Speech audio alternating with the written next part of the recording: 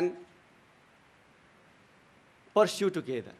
Is the Honorable Chairman of Niti Aayog yesterday, he put some question, how South Asia can work together, that we cannot work in isolation, be it in poverty alleviation effort or to pursue sustainable and climate sensitive agriculture, or to collaborate on the issue of transboundary health issue, or be it the control of pollution or environmental degradation, be it natural disaster or calamities. These things are very much there, and the South Asia, particularly the SAARC association, is working very much in that line. I have to mention here that though we have a lot of work to contextualize this SDG in South Asian context, but that doesn't mean SAARC is not doing anything with regard to sustainable development goal. Our identified area of cooperation are very much in line with SDG, be it poverty alleviation, be it agriculture and rural development, be it HIV/AIDS and tuberculosis, be it governance issue. We have been working in line with this SDGs goal and target. Another thing is, if you see the directives, leaders' directives and the 18th SAARC Summit Declaration, the very pertinent theme of this declaration is deepening peace and prosperity in South Asia through connectivity. Connectivity is very much in the core, and it is very much priority area. And some of the regional instruments, regional agreement are in advanced stage, fairly advanced stage to be adopted, be it motor vehicle agreement, railway service agreement, or regional air service agreement. Similarly, we have been working with the member state to finalize this regional investment framework. Once this instrument will be finalized, then naturally all this will contribute to create conducive environment for this regional connectivity. As Excellency Devapiriya Bhattacharya ji said, this infrastructure, border connectivity, these sort of things are very much in the at the core of SAARC process. But the thing is, it can, it has not moved as expected by the people, because we have been dealing with this millennium generation. We need, quick result. But the thing is, things are very much moving and very much on track. And having said that, I just want to address the one question that keynote speaker raised. SAARC will be very much in position to deal and to contextualize this SDGs process is directed by our leader and subsequent political mandate. And since this intergovernmental expert group is very much functioning, from the Secretariat, I only solicit the member state support to nominate and to help the Secretariat for early convening of the thing, so that we can have better discussion how to go forward, how to seek collaboration with multiple partners, because SAARC is very much working with multiple partners. We have this recognized body, apex body format as well, to engage civil society, community-based organization. So this can be done through this established set of pattern, which our leaders have given us the clear mandate, and I hope all the member state and all you participants will agree. For now, I should stop here, and in subsequent, if anything comes, I will be happy to address. About SAARC satellite. SAARC satellite? We'll come to the discussion. Yeah, well, thank you, Mr. Bhandari, for highlighting what SAARC is doing and has the mandate to do in the area of contextualizing sustainable development goals and rest of the work of SAARC Secretariat and SAARC as an organization, which is very much aligned to sustainable development goals, because sustainable development goals are such a universal kind of comprehensive agenda that anybody, any institution, whatever one is doing, is somewhere fitted in that. And so that way, what SAARC is up to is not contradictory to Sustainable Development Goals, and it's very much part of that agenda. And the point is, I think over time SAARC has initiated all the right initiatives, or right sort of interventions, whether it is SAFTA or SAARC Services Agreement or investment framework and connectivity, motor vehicles agreement, railway agreement, and all others. The frustration with SAARC, in people's mind, is about the pace. I think all the right things are on the table, but for instance, investment agreement, how many years it is stuck. So the pace, I think that is what is an issue. And hopefully in the coming years, we can find ways and means to accelerate the progress. With that, let me move to two other more panelists for this session. Unfortunately, BIMSTEC colleague could not make it. His flight was late or something. Then we have a civil society representative, Mr. Dayasagar Shrestha, and then UNV from ASCAP, our colleague Samiuddin Ahmed. And since we are running out of time and we have to really conclude this meeting, and we are approaching 5 o'clock, I would request both of you to just speak for, limit your interventions to 2-3 minutes each, if that is possible. So, Shrestha sir, you have the floor.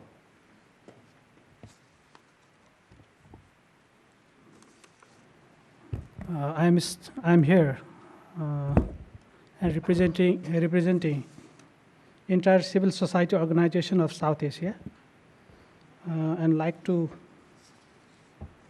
say something about the regional cooperation through civil society perspective.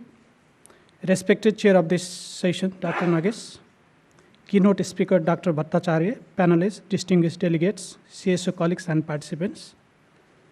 The people of South Asia share contiguous geographical space and similar social and cultural ethos that shape the people's lifestyle, belief system, cultural specialties, material practices, and the social relationship in the region. Challenges such as climate change and environmental degradation, poverty and the inequality, hunger, violence and insecurity, natural disaster, energy crisis, and the transnational emerging threats to human security in South Asia pose the question of the capability of the states to contend with challenges that go beyond the national boundaries. Rise of fundamentalism in the region has further weakened the collective efforts required to promote regional cooperation and the peace among the countries.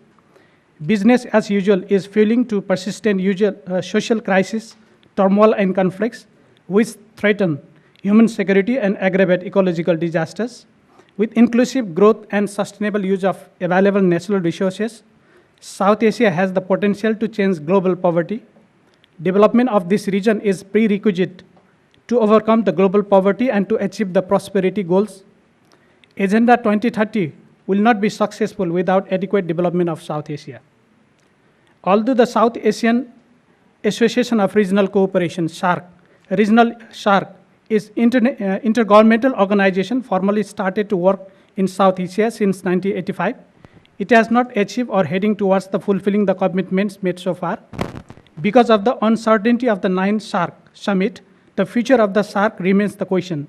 While the interdependence and interrelationship between the people to people in South Asia remains the vital always in the domains of family, culture, livelihood, trade, ecology, and environment. Recent development pose even greater challenge to reimaging South Asia and the South Asian regionalism. The present situation calls for novel responses. There should be a regional framework for SDGs implementation in the region. Regional review process has been expected by 2030 agenda, as Dr. Bhattacharya has already mentioned about that. The optimum utilization of the available resources and the inclusive development approach among the countries are key areas of the regional cooperation for implementation of 2030 agenda. A regional approach to implementing the 2030 agenda should cover all the goals and need to identify key priorities. Supply of public goods and the services, promoting integrity and the good governance, climate change, energy, disaster management, improving connectivity are the key areas of intervention in the region. Political stability, political accountability, improving bilateral relation between the countries, sustainable peace and human rights principles are the must for the positive transformation of South Asia. We CSOs are ready to cooperate with the government and international agencies, including United Nations, and uphold our responsibility to design inclusive policies and the plans for achieving SDG targets. We can contribute on strengthening formal informal sharing practices among the CSOs, creating learning forums at the regional levels, including an active engagement in regional and global forum on SDGs to address the positive common issues and challenges through national and regional policy dialogues. We are ready to contribute in developing alternative political, social, economic, and cultural systems that enable sustainable development of society in the region. Forming multi-stakeholder mechanism in the region could be the means to harmonize the efforts of resources of multiple actors. SAARC could take a lead to form an intergovernmental mechanism and improvise physical, social, economical, and cultural connectivity in our region. But it needs to give adequate spaces for the civil society organization, including the youths, for their productive engagement. Increasing South-South cooperation could complement to existing practice of international development cooperation. Therefore, SAARC should be revitalized, and BMISTEC, another regional organization, should complement to the efforts and initiatives of the SAARC for achieving the SDG in South Asia. Thank you. Yes. Thank you, Mr. Shrestha, for bringing the civil society perspective. And it is, of course, a collective voice from this house that SAARC should be revitalized and made operational, effective, functional, fully functional, and delivering its mandate and its potential. So with that, let me turn to my colleague from Bangkok, Saimuddin Ahmed. You have 3 minutes. Thank you. Thank you, Chair. And it's indeed a great honor to be amongst such a distinguished group of panelists. I made a presentation, but in the interest of time, I'll just speak from the seat. This is an interesting session for me to present in. We have all heard about the importance of regional cooperation, the role of SAARC, and how we go forward. But then I would like to talk about something that transcends boundaries. And coming from South Asia and having worked in an international NGO before, I understand, I hope that the audience here will understand the importance of it. So I basically want to talk very shortly about the role of volunteerism and the contribution it can have in achieving the SDGs. Now, volunteerism has been recognized, volunteers have been recognized as a key stakeholder group within ECOSOC processes, and volunteerism and its role in achieving the 2030 agenda is anchored in multiple high-level UN documents. Now, I will not go into the value addition that volunteering brings in achieving the SDGs, but just to mention that recognizing its importance, there is now a plan of action that exists to integrate volunteerism into national, regional, and global mechanisms. And this is owned by the member states, and the Plan of Action Secretariat lies within the United Nations Volunteers Program.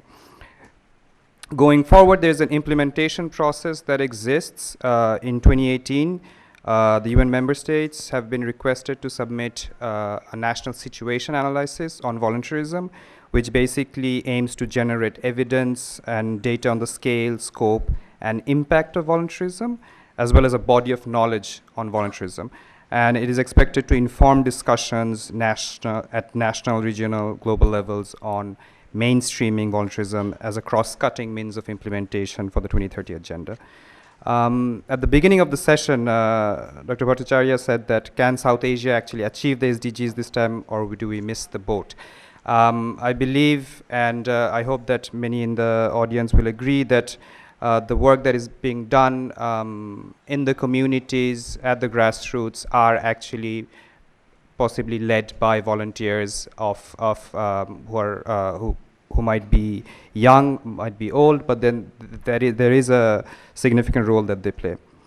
Now, the NSAs that the member states are requested to submit, it will feed into a regional report, which is going to be prepared by UNV, and it will also be incorporated into the SDG partnership report, which we discussed at the beginning of the day on the theme of empowering people and ensuring inclusiveness and equality.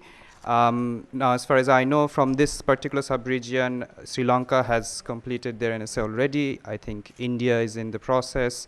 India and Nepal are in the process, and I'm requesting the other member states to kindly follow up once they're back, and if this can be submitted as well.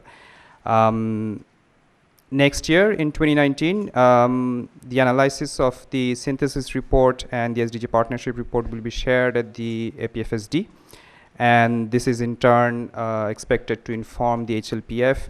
And the objective of the plan of action is to take this conversation up from the sub-regional level to the global level in 2020, where at the Global Technical Meeting on Volunteering, a global synthesis report on volunteerism as well as evidence and data on volunteering will be presented. And that's it from my end. Thank you. Thank you.